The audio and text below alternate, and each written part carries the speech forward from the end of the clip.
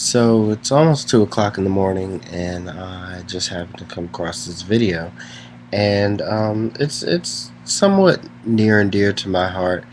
Um, as very much like you, I at a very young age decided that I didn't want to speak or conduct myself as a typical African American man, and in hopes that people would look at me differently, that when I walked down the street they wouldn't a person of another race wouldn't clutch their purse thinking, oh, he's gonna rob me or whatever. um but a reason that this is near and dear to my heart is because I just don't understand, and I'm very much the same way. Around 10th, ninth or 10th grade, I decided that I wanted to, grow my hair out and, just experiment with different hairstyles, because when you have short hair, it's just, it's only so much that you can do with it. But I wanted to grow my hair out and try like little twists or get it cornrowed or whatever have you.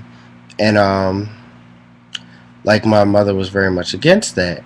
And as I got older, once I moved out of her house, I was able to do what I want to do. But I joined the United States military, and in the military, you most of the people, when you think of man in the United States military, you think of either crew cut or shaved bald, those kind of looks. You don't think what I have on my head right now, but I'm still in the military, and it's just crazy because they give specific guidelines as to what you are allowed and what you're not allowed to have, and so I have to stay within those parameters.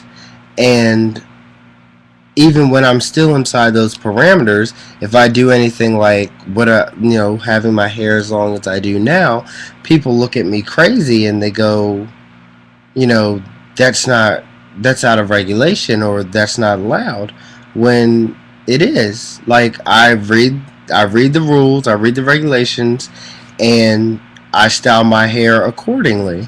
But because it's not the norm or what people perceive as safe or professional, they think, exactly like you said, it's dirty or it's unclean or it's unprofessional. And I just try and figure out, like, is it because it's different, or is it because it truly doesn't have a professional appearance? And honestly, I just believe that people are afraid of different, just like, back way back when African Americans were first brought to this country, they were perceived as different, so it was wrong. For later on down the line, if a woman had an opinion, they were wrong, because women are supposed to be followers, not leaders. Later on down the line, when blacks tried to get equality and get rights, they were perceived as wrong, because you're lesser than the white man. Like, you don't deserve the same privileges that we have, so it's wrong. And now today we have things like this, where if you don't fit the norm, or you don't fit inside the box that society has placed you in, then you're wrong. And I don't understand that. Now, mind you, right now, like I said, it's 2 o'clock in the morning on a Saturday, or Sunday, or early Sunday morning. So of course, I'm not going to have the same look that I have at work. But it frustrates me when I'm told that I'm wrong when I'm very much right. Like, there's nothing in the regulation that says that my hair is wrong. It doesn't give you a specific length that your hair can be, and all the parameters that it does give you, that it needs to be clean looking, that it needs to be unkempt, or not nappy, that it needs to be lined up, that it can't fall over your ear. Like, I fit inside all the guidelines that it gives me. It's just that although I fit inside of it, I don't look like everybody else. And when I don't look like everybody else, then the problem, that's when they have a problem.